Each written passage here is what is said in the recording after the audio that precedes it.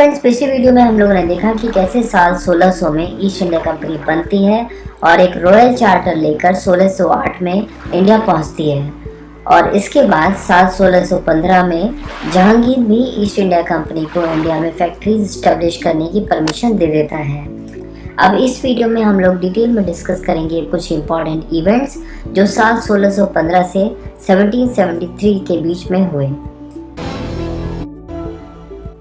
Basically East India Company ने as a trading company Bharat में अलग अलग जगह में अपनी ट्रेडिंग पोस्ट इस्टेब्लिश करनी शुरू कर दी, लेकिन इन सब ट्रेडिंग पोस्ट को सही से गवर्न करने के लिए एक एडमिनिस्ट्रेटिव मॉडल की ज़रूरत थी। इसीलिए इन ट्रेडिंग पोस्ट को ग्रुप करके 3 एडमिनिस्ट्रेटिव डिस्ट्रिक्ट्स फॉर्म किए गए, जिनका नाम था मद्रास प्रेसिडेंसी, बंगाल प्रेसिडेंसी और बॉम्बे प्रेसिडेंसी। ये प्रेसिडेंसीज बेसिकली एडमिनिस्ट्रेटिव डिस्ट्रिक्ट्स थे और ये तीनों एक दूसरे से इंडिपेंडेंटली काम करते थे और हर एक प्रेसिडेंसी का एक गवर्नर होता था जो उस प्रेसिडेंसी की गवर्नेंस के लिए रिस्पॉन्सिबल होता था। मद्रास प्रेसिडेंसी को presidency of Fort Saint George भी कहा जाता है, क्योंकि मद्रास प्रेसिडेंसी का एडमिनिस्ट्रेशन फोर्ट सेंट जॉर्ज से होता था।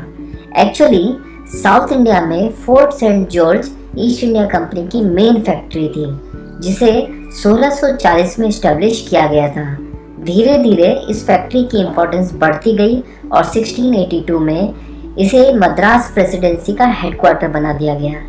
इसी तरह हर एक प्रेसिडेंसी का एक हेडक्वार्टर होता था, जैसे बंगाल में फोर्ट विलियम और बॉम्बे में बॉम्बे कासल। इसके अलावा एक बात और नोटिस करने वाली है कि जब साल 1600 में ईस्ट इंडिया कंपनी बनी, तभी से कोर्ट ऑफ डायरेक्टर्स की संख्या 24 थी और इस पूरे पीरियड में यानी 1615 से 1773 तक कोर्ट ऑफ डायरेक्टर्स की संख्या 24 ही रखी गई। इसमें कोई भी चेंजेस नहीं किए गए। और क्योंकि ईस्ट इंडिया कंपनी एक ट्रेडिंग कंपनी थी, तो ईस्ट इंडिया कंपनी की सारी कमर्शियल एक्टिविटीज़ की अकाउंटेबिलिटी कोर्ट ऑफ डायरेक्टर्स की थी। But from the middle of 18th century East India Company commercial activities के अलावा पॉलिटिकल एक्टिविटीज़ में भी इन्वॉल्व हो रही थी। इसीलिए कोर्ट ऑफ डायरेक्टर्स अब ईस्ट इंडिया कंपनी की पॉलिटिकल और कमर्शियल दोनों एक्टिविटीज़ के लिए अकाउंटेबल हो गए थे। और जैसा कि हम लोगों ने पिछली वीडियो में देखा कि ईस्ट इंडिया कंपनी के पास मोनोपोली थी केप ऑफ गुड होप के ईस्ट और स्ट्रेट ऑफ मैगलन के वेस्ट की सारी कंट्रीज में ट्रेड करने की। इस ट्रेड मोनोपोली में भी कोई बदलाव नहीं हुआ। 1615 से 1773 तक अभी भी ब्रिटेन की ईस्ट इंडिया कंपनी के अलावा कोई और ब्रिटिश कंपनी इन कंट्रीज में ट्रेड नहीं कर सकती थी। पिछले video the arrival of east India company में हमने ये भी डिस्कस किया कि क्योंकि ईस्ट इंडिया कंपनी को अपनी फैक्ट्रीज प्रोटेक्ट करनी होती थी दूसरे देशों की ईस्ट इंडिया कंपनीज और इंडियन इन्वेडर्स से बचाने के लिए, इसीलिए उन्होंने कुछ सिक्योरिटी फोर्सेस रखी हुई थी। 1750 आते आते इन सिक्योरिटी फोर्सेस ने मिलिट्री ट्रूप्स का रूप ले लिया था और इनकी संख्या हो चुकी थी 3000 ट्रूप्स। 1763 तक इन ट्रूप्स की संख्या बढ़कर 26,000 ट्रूप्स हो चुकी थी और 1778 तक 67,000 ट्रूप्स।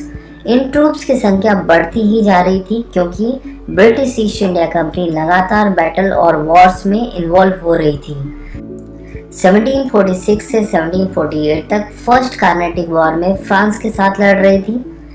इसके बाद 1749 से 1754 तक सेकेंड कार्नेटिक वॉर चला और 1756 से 1763 तक थर्ड कार्नेटिक वॉर। इसके बाद 1756 में ब्लैक होल इंसिडेंट हुआ और इसके तुरंत बाद 1757 में बैटल ऑफ प्लासी। इस टॉपिक पर मैंने ऑलरेडी वीडियो अपलोड कर दी है, आप इसे देख सकते हैं। फिर 1764 में बैटल ऑफ बक्सर हुआ। बैटल ऑफ बक्सर को भी मैंने डिटेल में कवर कर दिया है एक दूसरी वीडियो में, आप उसे भी देख सकते हो। इसके अलावा 1767 से 1769 तक east India company first Anglo Mysore war में भी भिड़ी हुई थी हैदर अली के खिलाफ। अब बात करेंगे एक और इम्पोर्टेंट इवेंट की जो 1615 और 1773 के बीच हुआ। वो था the great Bengal famine of 1769। बेसिकली सूखे और भुखमरी से बंगाल के लोगों का हाल बेहाल हो गया था। खाने की इतनी कमी हो गई थी कि भूख के कारण बंगाल की 1/3 पॉपुलेशन खत्म हो गई और ईस्ट इंडिया कंपनी भी लॉस में आ गई।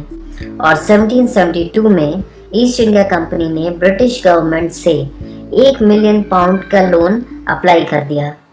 इससे ब्रिटिश गवर्नमेंट को मौका मिल गया ईस्ट इंडिया कंपनी को कंट्रोल करने का और उसकी पॉलिसीज को रेगुलेट करने का। तो ये थे इम्पोर्टेंट इवेंट 1615 से 1773 तक। अब नेक्स्ट वीडियो में हम लोग देखेंगे रेगुलेटिंग एक्ट ऑफ 1770। अगर आपको ये वीडियो अच्छी लगी है तो इसको लाइक कीजिए, अपने दोस्तों के साथ व्हाट्सएप और फेसबुक पर शेयर कीजिए और ऐसी ही और वीडियोस को देखते रहने के लिए चैनल को सब्सक्राइब कीजिए। Thank you so much for watching.